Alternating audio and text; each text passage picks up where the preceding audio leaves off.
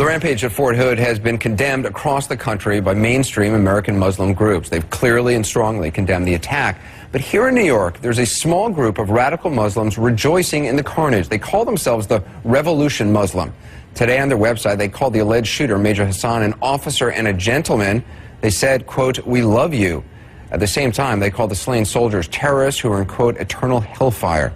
These men are radicals, but they are also Americans, believe it or not, who praise Osama bin Laden and celebrate the 9/11 attacks. So what's so extraordinary is that we found them out in broad daylight, out on the streets of New York, trying to spread their message just a few feet from a peaceful American mosque. Drew Griffin of CNN Special Investigations Unit has this Uncovering America report. We're commanded to terrorize the disbelievers. And this is a religion, like I said. Commanded to terrorize the disbelievers? The disbelievers? Quran says very clearly in the Arabic language, "Turhibuna." This means terrorize them. It's a command from Allah. So you're commanded It's a terrorize them. to terrorize Doesn't mean anybody who you doesn't define believe. terrorism as going and killing an innocent civilian. That's what I define terrorism as making them fearful so that they think twice before they go rape your mother or kill your brother or go onto your land and try to steal your resources. I would like to see Israel wiped off the map. I would like to see a mushroom cloud over it. But before that, I'd like to see the people guided, and I'd like them to go back to their original countries where they're from. Youssef al-Khattab, a Jew who lived in Israel and abruptly converted to Islam, and Yunus Abdullah Mohammad, also a convert, both born and raised in the United States, a country whose way of life they say they hate. And if you are not a Muslim, they count you as a disbeliever.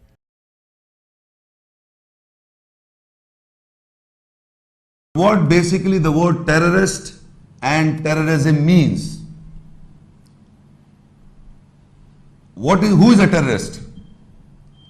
A person, in English language, simple English language, a person who creates severe fear to another person, that he submits to, that person is a terrorist. Suppose I create a tremendous amount of fear so that you submit to me by force, then I am a terrorist to you. Whatever the means I use, that's not in discussion. I use a pistol or a gun or a bomb, or I psychologically put fear in your mind. So if you submit to me, I am a terrorist to you. And generally, Allah is defined, or His personality is characterized by His names or by His attributes. If somebody asks you what is the personality or the fitrat of Allah or the personality trait of Allah, He is defined as loving, Ar-Rahman, Rahim, most gracious, most merciful. This is His personality. So there are above 99 attributes or the qualities of Allah. How He terrorizes. Allah terrorizes mankind not in this life only. Believe me, if you really understand Allah by His virtue, His personality traits as defined in the Quran, He is loving. I do not exclude wudu. But you must also include Rahib, means the one who terrorizes. And he terrorizes to an extent that he says, I will give you punishment, severe punishment in this world, and severe punishment after the death also, that you will be alive again. The person, a normal human being, terrorizes for your death. He puts a sword or a gun to you and terrorizes you that if you will not obey me, this will happen to you, is death, maximum. But Allah says, okay, you'll come back to life again, and then again I'll put you into fire. So at the same time, He is loving and merciful and most gracious. He is also terrorizing mankind so that we obey and follow. In the whole world, the system I'm going to define is being practiced by the countries and by the ism, I-S-M, ism.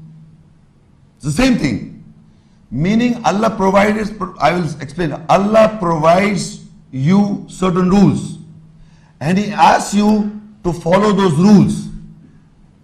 if you submit, I use the word submit, Muslim. Submit means Muslim. If I submit Aslim, or if I become a submitter, a Muslim, you will have good life in this world and the hereafter. This is a behavior that Allah has given to all mankind. Similarly, the governments of the people, man-made laws, are also telling you, by countries, you say first take up by countries, that the countries say that if you follow our law, Allah says you follow my law, you submit to my law, you'll have peace and good pleasures in the afterlife. Similarly, the government says if you follow our law, you can become a national to this country. Meaning you are a Pakistani, Indian, American or European or whatever. You have to submit to those laws. Similarly, if Allah says if you will not follow what I say to you, then you will have punishment in the world and in the hereafter. Similarly, the government says if you will not follow our law, you will have punishment, you will be a rebellion, we will punish you, or you debar you from our country, throw you out from our country. Similarly are the isms, Hinduism, Buddhism, Christianityism, Judaism. They say, look, you have to follow our laws, you will remain a Hindu, otherwise you will throw you out from Hinduism. Similarly, the Buddhists say, Buddhists say you follow our laws, you submit to our laws, otherwise you will throw you out of Buddhism. Similarly, Christianityism, Judaism, every ism is expecting his people to follow their rules and regulations and submit to the rules and regulations. Then you remain to their ism, or you remain to their government policy. You are a submitter or a country, you get the national. You become a national, or you become a Hindu or a Christian or a Jew or a Buddhist or a Muslim to Allah if you follow the ayats. They are small little points deducted from the complete ayah. Surah Al-Baqarah 2 and ayah 83, to say good to mankind. Surah Bani Israel 17 and ayah 24, to have good behavior with parents, meaning the children should have good behavior with their parents. Bani Israel 17 and ayah 28, to say easy saying, not harsh. If you speak to people, you speak in easy language, easy saying. Do not use harsh language. Surah Luqman 31:19 ayat, to be moderate in your walk. You should walk moderately, not arrogantly. Luqman 31 ayah 19, you should lower your voice. When you speak, your voice should be moderate or lower, not shouting. Bani Israel 17 and ayah 35, to give full measure, you should measure balancedly, not wrongly. That everybody understand. Al-Baqarah 2 ayah 177, to fulfill the promise. When you make a promise to people, you must fulfill it. Everybody understand. Al-Baqarah 2 229, to divorce conditional, that in the religions, in majority of the religion, there is no divorce. There is no divorce except in Islam and in Quran. Allah has given the condition when to divorce and why to divorce. You can divorce. Now Al-Baqarah 2 and 282, to have two male witnesses involving future obligations.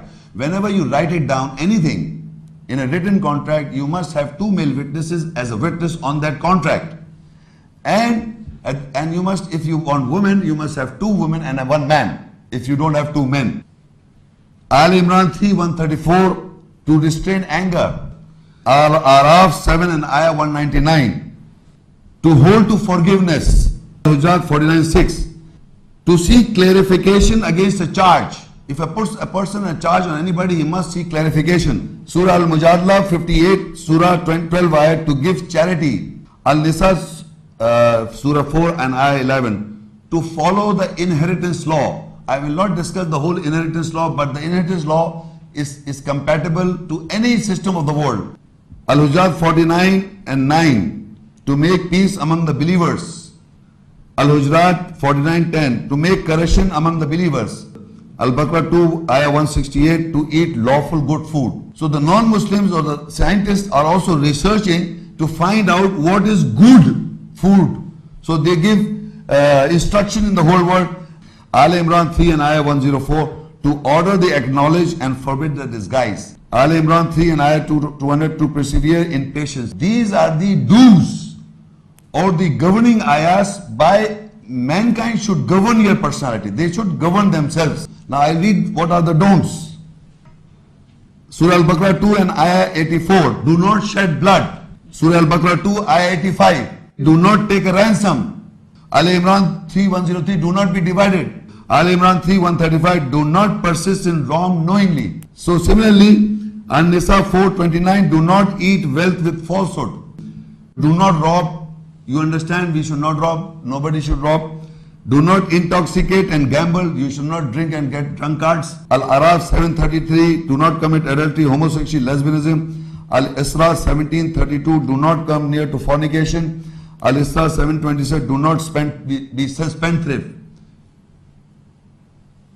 You should not spend unnecessarily. Al-Isra 17:29. Do not be miser also. You should not be very miser also. This is also mentioned in the Quran. Do not kill your children. Al-Isra 7:31. Do not kill your children. Al-Isra 17:33. Do not commit suicide. Al-Isra 17:34. Do not come near to orphans' wealth. Do not eat the orphans' wealth, in other words. Then Al-Isra 17:36. Do not pursue without knowledge. Which you do not have knowledge, you do not pursue on that. This is also a don't of Allah's ayahs. Al-Isra 17:37. Do not walk on earth merrily without serious life. Just happy-go-lucky fellow, non-serious man. An-Nur 24:19. Do not publish pornography or broadcast pornography. Is wrong. Luqman 31:18. Do not be proud. Wrong. Al-Hujurat 49:11. Do not be sarcastic and do not give bad ill names, nicknames, bad names. Al-Hujurat 49:12. Do not have suspicion and do not backbite. What I am reading is everybody understands whether what religion you belong to, whatever the label you put on you, whatever the nationality you are.